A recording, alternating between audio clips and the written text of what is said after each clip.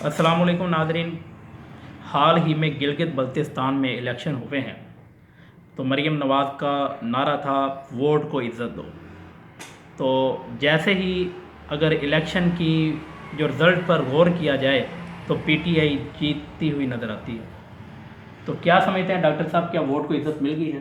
نہیں، یہ بات تو بالکل آپ کی میں تو اس کو نہیں اس بات سے ایگری کرتا کہ پی ٹی آئی کو واضح کوئی اکثریت ملی ہے، لیکن کسی حد تک آزاد امیدوار جو ہیں، یہ مجھے لگ رہا ہے کہ پی ٹی آئی مخلوط حکومت بنائے گی اور آزاد امیدوار جو ہے اس میں بڑا کلیدی کردار ادا کریں گے۔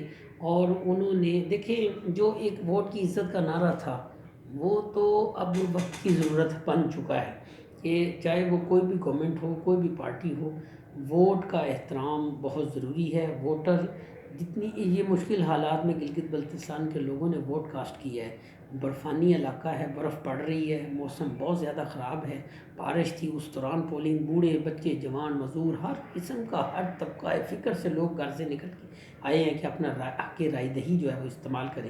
اپنا جو ووٹ کا حق ہے انہوں نے استعمال کیا اور بھرپور استعمال کیا ہے۔ لیکن اب اس ووٹ کو آپ یہ جو ہے نا اس کو ایک پلٹ دیا جائے اور اپنی فورس جو ہے نا اس کو ہائی جیک کر لیا جائے یا اس ووٹ میں کچھ گڑبڑ کر دی جائے تو یہ سراسر جو ہے نا وہ زیادتی ہوگی۔ لیکن اس میں ایک بات میں آپ سے کہوں گا کہ مریم نواز نے کہا تھا کہ یہ آرمی کی قیادت میں نہیں ہونا چاہیے الیکشن، تو اس میں پولیس کی جون سی ہے وہ سرکردگی میں یہ سارا الیکشن نمٹایا گیا۔ دیکھیں، آرمی کی سپرویژن میں ہو یا ان کی پولیس میں ہو، بہرحال اس میں نسق امن کا خطرہ تو رہتا ہے، کیونکہ یہ ایک ایسا خدوخال خطہ ہے جہاں پر اس قسم کے مسائل درپیش ہیں۔ نہیں، بہرحال میں یہ ووٹنگ کے حوالے سے کہہ رہا ہوں، جو ووٹ کو عزت دو کے حوالے سے کہہ رہے تھے کہ یہ آرمی کروائے گی تو دھاندلی ہو جائے گی، تو اس لیے پولیس کو جو ہے اس کی زیر سرپرستی ہونا چاہیے، تو پولیس نے یہ سارا کام سر انجام دیا ہے تو ابھی بھی دھاندلی ہوئی ہے۔ پروفیسر صاحب، یہ تو خیر ان کا اعتراض بالکل ہی بلا جواب اور غلط ہے۔ میں اس چیز کو نہیں مانتا کہ فوج کی اگر ہوگی تو دھاندلی ہوگی۔ فوج ایک بڑا باوقار اور پروفیشنل لوگوں کا ادارہ ہے اور بڑا ہمارا مقدس ادارہ ہے، اور وہ پاکستان کی جغرافیائی اور نظریاتی سرحدوں کی ہم یہ کہتے ہیں کہ جو گلگت بلتستان کے لوگوں نے جس کے حق میں ووٹ دیے ہیں وہ بالکل ٹھیک ہے، ووٹ کو عزت مل گئی ہے۔ میں کہتا ہوں جی، ووٹ کو عزت بھی مل گئی ہے اور ان کی جو سلیکشن ہے،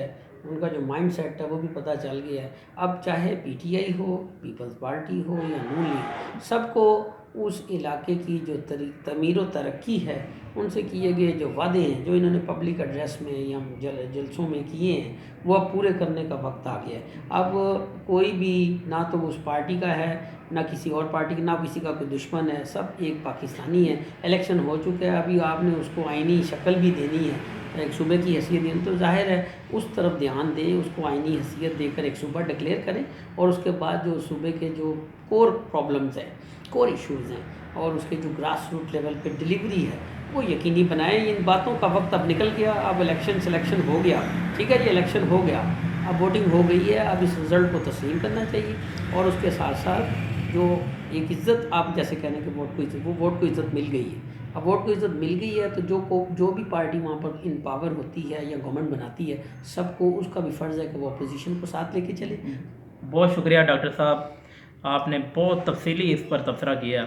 تو بہرحال نتیجتاً ہم یہی کہہ سکتے ہیں کہ ووٹ کو عزت مل چکی ہے، اور حکمرانوں کو چاہیے کہ وہ گلگت بلتستان کے لوگوں نے جس طرح باہر نکل کر آپ کو ووٹ ڈالا ہے، ان کے ووٹ کا احترام بھی کیا جائے۔ آج کے پروگرام سے اجازت چاہتے ہیں۔ اللہ حافظ۔ پاکستان زندہ باد۔ زندہ باد۔ ٹھیک ہو گیا۔